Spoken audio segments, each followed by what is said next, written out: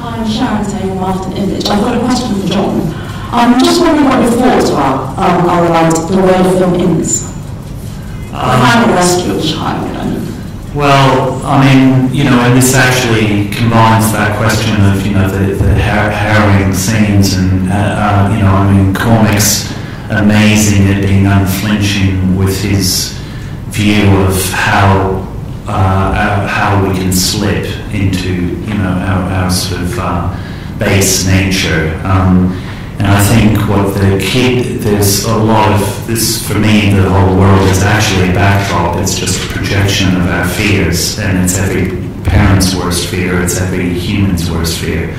And I think the whole point at the end is that the kid, you know, as you see the story progress, is trying to, even though he's born into this world and the man is trying to protect him, but in protecting him, he's closing down through fear the possibilities, other possibilities. And I think it's as simple as there are other people in the same predicament and they can't connect. There's no connection. You know, Cody, the boy, sees that in the man, the old man, and yet, you know, there's a natural, understandable, you know, fear from the father, and he closes this off, and in closing, and I think we've all been in an age where fear has been very prominent in all of our lives and shaping many things, and it's the closing off of these possibilities. So to me the end is that the boy basically gradually stands up to the man, but not only that, he opens up the new possibilities. You know, he takes a leap of faith, and in doing that, his instincts are correct. You know, that there is this. You know, he in doing that is it's, you know, the one thing that I think is we have to cherish and hang on to and not get blinded by fear. You know, he doesn't get rescued though. What's that? He doesn't get rescued at the end. No, he goes off with these other people. Yeah, but the point being that there are people that... have a dog. Well, no, that they're people that... He's got a gun, you know. He takes his gun and goes, well, I'll take my chances with you. This is a very weird thing. It's just, I don't know, surprising people's reactions. I don't know what movies this person usually sees or books. But there was somebody in there having an argument. Were you at that Q&A? In the audience. Maybe it was... Well, there was a person that said, well, I think that these people will definitely be eating him. And I said, you're joking. I laughed, and then I said, you're serious? And he said, no, you can't be serious. And I said, no, he's definitely dinner, and that dog is bait. Because of course the kid likes the dog, and that's what sells him. You know, and not to the boy so much, but the dog. They're probably going to eat the dog tomorrow, you know, but tonight they're eating the boy. And I said, you're joking. He said, no, and that's when I said, were you at that? I missed that, but I heard a big argument about it.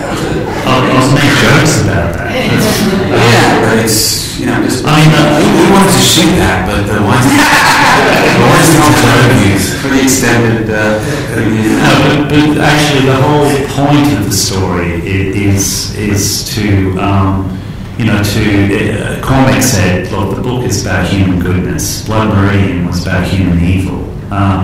And the thing, the whole, whether, no matter, the carrying the fire can work on, you know, whether it's as primeval as, you know, the cavemen that were terrified of the dark, the civilization, a symbol of civilization, whether it's just the human spirit or whether you take it to a spiritual interpretation.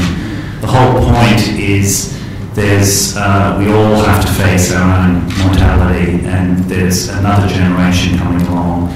And actually, I think the whole setting of the apocalypse is purely a metaphor to highlight, you know, and I think the hope, a moment of hope or a grace under pressure, the greater the darkness around it, the more special and precious that is. In what you selected for the screenplay, you accentuated the fact that I think the boy works as the audience in a sense, when you have these abstract terms like being a good guy or carrying the fire initially, and the boy's like, are we still the good guys? In other words, he doesn't quite grasp it. What fire, you know, and all that. By the end of the story, the boy understands probably even better than the man does what it means, and hopefully the audience does as well. You know, it's simply a choice that we do have. You take everything away, and I agree it's a device, stripping everything where we have nothing. And the boy has nothing, you know, there's no hope apparently. And yet, as human beings, we do have a choice, you know, a conscious choice that we can make. We're as equally capable of doing good as doing bad things. You know, you choose compassion and kindness, love, or you choose fear and all the things that fear provokes, you know, contempt, mistrust, violence, cruelty, hatred, cannibalism, and what have you. And it is that simple, but to get to that simple conclusion and that uplifting, you have to go through a kind of a torturous journey, you know, mentally and physically. And the boy does ask those questions because it's not clear. Come back to the big question. It's a really simple one, which is it better to be cynical and self-absorbed, or is it better to be naive and hopeful? And that's the sort of burning question at the end. And the boy thinks that he should be hopeful, and the father thinks that he should pack a gun and, you know, continue to be paranoid. And whether you're talking about cannibals or 9/11 or but the extra thing is to know what's going on and still be hopeful.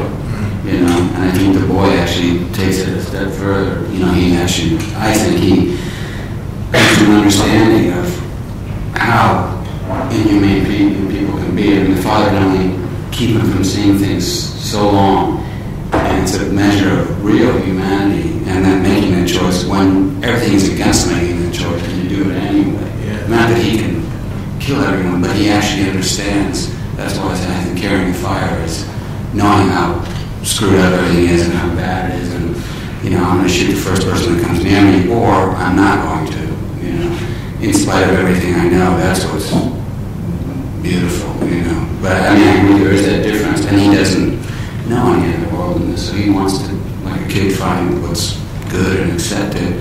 The father of troubles. Yeah, some critic event said the boy is endlessly hopeful and generous, which I think is a nice description of him. You know, he's like a little boy, you know, he is endlessly hopeful and generous. And yet he's born into that world. Even though he's born into this horrible cannibalistic apocalypse, you know, full of rapists and starvation and, you know, bad weather. On that note, I think we're going to have to let you all go out into London and see what you make of it. Go a different place at the moment. I think we've all got lots of. We've been had time to get through all of your questions, but thank you all for your fulsome answers. John Hilker, Joe Pedal, and Viggo Mortensen.